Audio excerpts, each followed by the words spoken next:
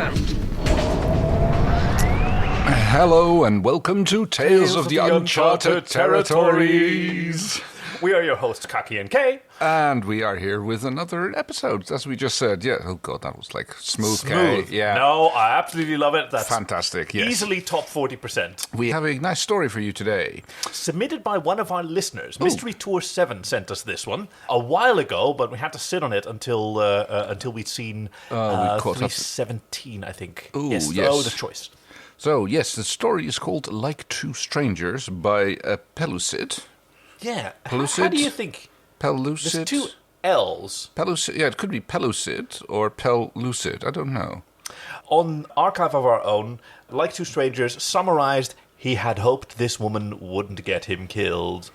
And the notes are, remember the guy who claimed to be Talon Lyjak? Is that how you pronounce it? Lyjak? I don't know for sure that it's Licksack. Yeah, Licksack, That's what she of course, said. yeah, Licksack, yes. In the choice, I thought it's unlikely that Zalax would have given him all the personal information she did if he had been a random stranger. So this is the story. Sorry, this is his story and hers. Oh, wow. Written for Hoscal in the Farscape Potluck Fickathon, September 2007. And beta read by Gabo Lange, I think. Yes. It's another one of those fickathons, except this is a potluck. I'm really intrigued by that, but let's read the story first and then see if there's any others. We start off on Valdon, that's the planet of the Mystics in the choice, in the present. The woman wore soft clothes and covered her head, but Gresnek knew she was a peacekeeper by the way she walked. Quiet, purposeful, wary. She glanced over her shoulder, and he caught a glimpse of her face. His practiced eyes sized her up quickly. She was haunted, and she was running. Later, he would tell her lies to win her favor, to plot her death. Some of what he would tell her was true. He had been a Sebastian once, but he was never a peacekeeper, and Talon Licksack was dead before Gresek ever heard that name. Oh, okay, yes. I was thinking there was a lot of similarities to the way that the choice opens with Aaron. Yes. But this is, in fact, that scene. Mm-hmm. Whoa. Planet designation 49K2QV 20 cycles ago. Gresek spotted his contact before she saw him. She wore the clothes of a trader, but there was no mistaking the peacekeeper in her movements. In the rapid and methodical way, her eyes scanned the crowded marketplace. Her stiff demeanor slipped once or twice as she flicked her dark hair out of her face with irritation. He imagined she usually wore it tied back. Slowly, he raised himself from his seat, tossed some currency on the table, and exited the bar, winding through the crowd apparently aimlessly. He jostled the contact on her weapon side, catching her hand before she could reach for the pulse pistol he knew was hidden under her tunic, pressing a data chip into it. Oh, pardon me. What did he sound like? He did sort of have a British accent, didn't he? A little bit, yes. Oh, pardon me, he apologized, studying her for a long moment as her dark eyes widened and her lips pressed thin. As he moved away, he thought she seemed frightened. Per the instructions on the data chip, 4 hours later she arrived at the lodging he'd rented, punctual to the microt. You're all this set? He asked as he ushered her in the door. How many people do you think it takes to assassinate a governor? She snapped back defensively. That depends. He moved towards the table in the center of the room. I'm Gresek, by the way. Raslak? He hefted a bottle and held it out to her. Yes, but that's not important right now. No, sorry. Officer Zalak Sun, she replied, and no. Her eyes narrowed skeptically. Thank you. She looked brittle, Gresek decided. Ah. The hardness was a shell that might shatter at any moment. He hoped it wouldn't get him killed in the process. He continued to study her as they spread maps over the table, rehearsed their plan. In some ways, she seemed green, yet her eyes were haunted, as though she'd seen more than most people her age. Oof. Or as though she couldn't file away what she'd seen as efficiently as most peacekeepers. He would be the bait. She the sniper on the roof of the governor's vacation cabin. You've done this before, right? He asked. I'm the soldier here, she said disdainfully. He snorted. Peacekeepers don't like to get their hands dirty if they can help it. What do you think they hire mercenaries for in the first place? I know I can do my job. I'd need to know if you can do yours. So maybe this is part of their training, that you definitely shouldn't get your hands dirty because you might find you like tech work. Every peacekeeper soldier is secretly just a tech waiting to blossom. Right. I think they mean getting his hands dirty here is like, actually doing the dirty work. Yeah, As in, yes. Okay. Yeah, Yeah. right. But, I've still got the little headcanon that No, all the little fair enough. soldiers are engineers just waiting to when it come up. Basically, jocks wanting to be greasers. Oh, interesting metaphor. Yeah, I dig it. This is sort of jet/shark envy going on. I like the idea that this is very early on in her career as an assassin, the assignment that she was put to, probably under pain of some significant punishment. Yeah. And maybe at this point, her, Talon is the only person that she's killed. Could well be. Or, assassinated, murdered. This is her first, and this is being her first job, so to speak. All right. That's why she says, I can do it. Her lips were a thin line against her pale face. All right. Virala Prime, 17 cycles ago. It took 4 jobs with Xalax before he saw her armor crack. The first 3 had gone off without a hitch, but when she showed up on Virala Prime to brief him, even edgier than usual, he feared there would be a problem. It wasn't a simple hit like the others. This job required months of undercover spying. Yes, that's Farscape months. Yes, and Gressek couldn't imagine why they were hiring a mercenary, sending an ordinary assassin. But he'd learned not to ask questions, as long as the work was steady and the peacekeepers paid better than most. I'm getting sort of okay with this guy being killed in the episode, right? Yeah. I don't know. There might still be a redemption arc. Are you comfortable with this? He asked, glancing up at Xalax after he'd read the assignment. I'm going to do your thing and pronounce it with a x. She snorted disdainfully. I do my job. Comfort is irrelevant. She looked like she might be sick. Posing as runaway peacekeepers, they infiltrated the Free Sabatian resistance movement. Within a monen, it's a tricky word that sneaks up on you. Xalax had gotten close enough to the resistance leader to seduce him. The more things went according to plan, the more Gressek worried. She would return from Terev's bed and spend an hour bathing. She was losing weight. She wasn't sleeping. How much longer until we can finish this? He snapped one evening. You're becoming a liability. I'm surprised Terev hasn't tired of you by now. She paled, the dark circles beneath her eyes standing out. Terev fancies himself attached to me. He trusts me. She walked over to the window, gripped the back of the chair with such force that Gressek thought it would break. That was the plan, so get the rest of the information. Kill him and let's get out of here. She didn't answer, and he moved behind her. You haven't gotten attached to him, have you? He said menacingly. If you go soft and compromise this, I will not hesitate to kill you, Xalax. She was on him before he could react to her movement, pinned him face down to the floor, one hand ready to snap his neck while her lips brushed the shell of his ear. Don't you dare accuse me of being soft. I've done things you can't even imagine, you filthy mercenary. Her breath was hot against his neck, and he wondered if she would frell him or kill him. She did neither, instead pushing herself away and leaving the room without a word. The next solar day, she finished the job. She passed the code to break the data encryption to Gressek while she went to take care of Terev. Later, as they left the planet in their wake, she sat shaking on the floor of the transport, her eyes glassy and distant. Gressek knelt before her, cleaning Terev's blood off her hands, her face.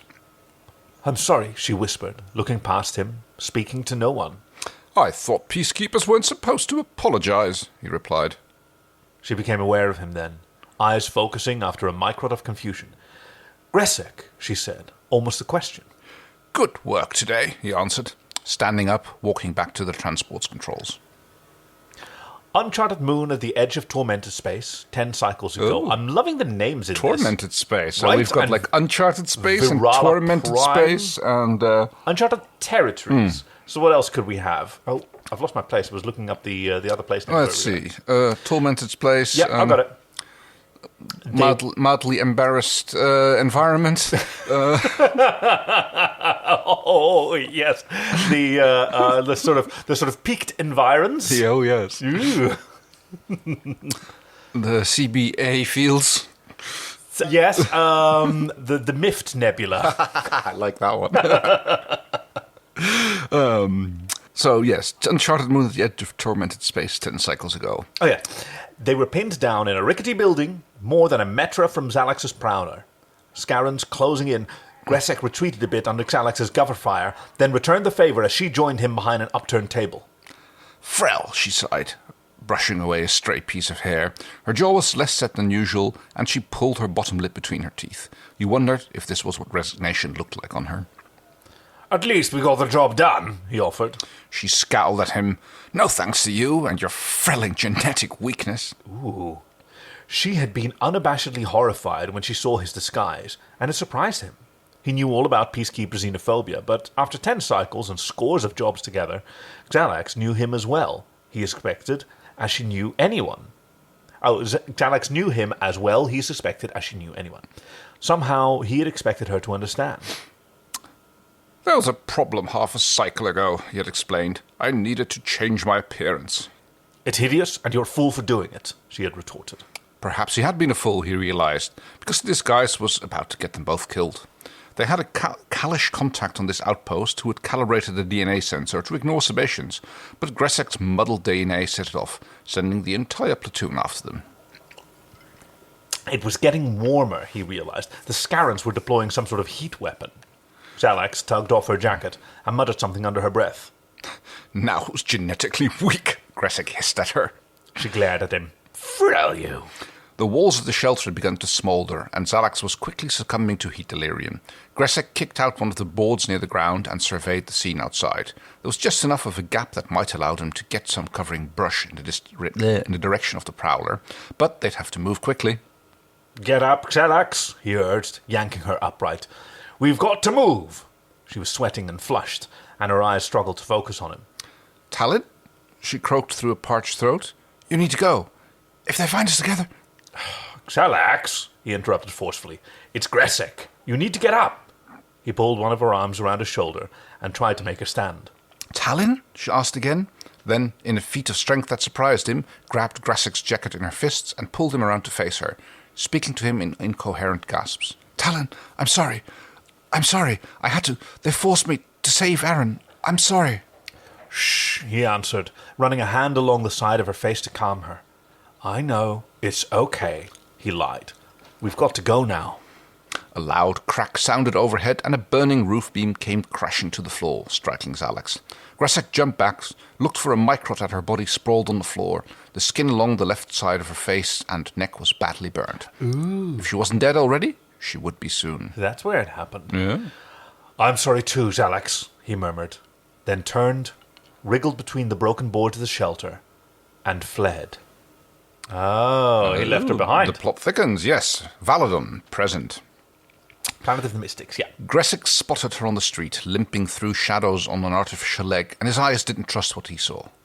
He'd looked for her before, many times in the spirit world.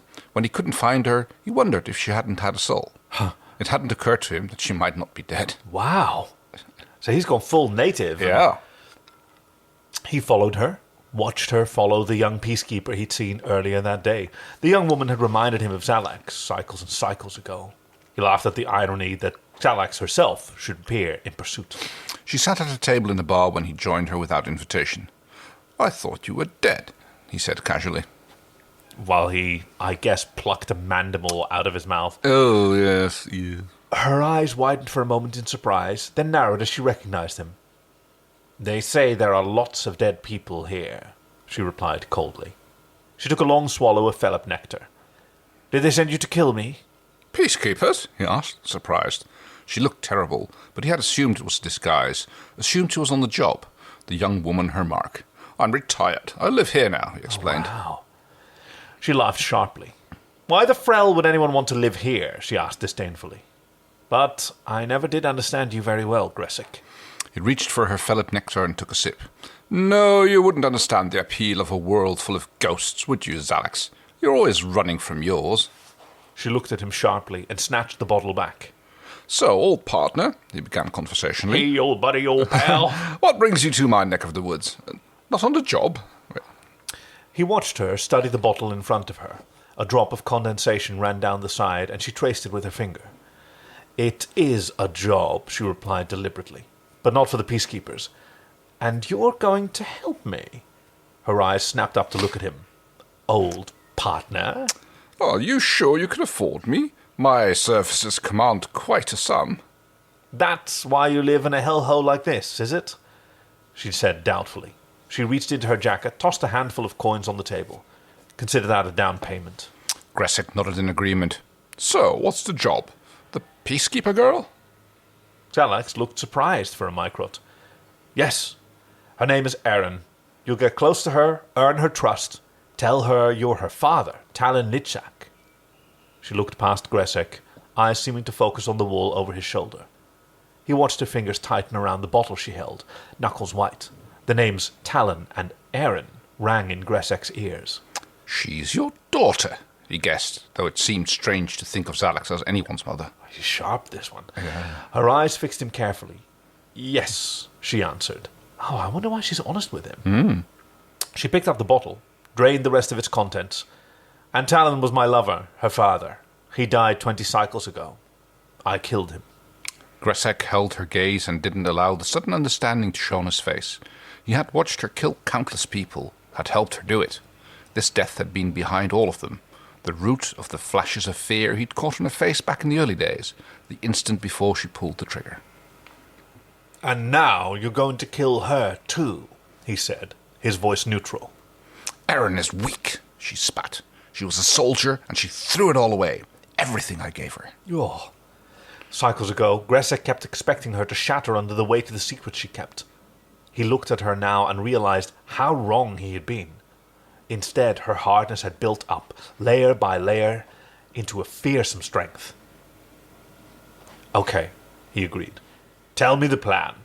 He recognized her betrayal to Mycrot before it happened, when Zalax brandished her weapon at him and fixed him with her eyes. There was the old familiar flash of fear, and then resolution as she ordered him to turn over.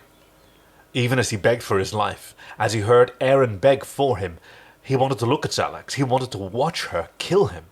He wondered if she'd been able to look Talon in the eye when she killed him, if she would make Erin turn away as well. He heard his own voice crying, "Zalax, stop!" But he wanted to laugh instead. He remembered first bumping into her in a crowded market square, the wind blowing a piece of dark hair across her startled face. He had hoped this woman wouldn't get him killed. Whoa! This is a kick-ass story! Damn, yes. Like, it's really sort of gothic and noir, which totally fits with the choice. Yes, it's like, it's interesting, like, give them a bit of a background and also make it like, yes... They've been like doing I this, really like that. And they've been working together, playing the marks, you know. I mean, she's had a whole life, and this person, Gressek, as the author calls him, as well. Like, who knows what kind of adventure she had with the pina coladas? Oh.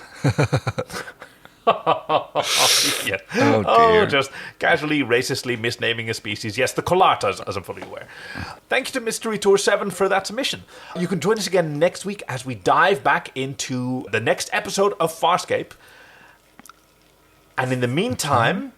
So Farscape, so good. Bye. Zwei. I always get this wrong. I know.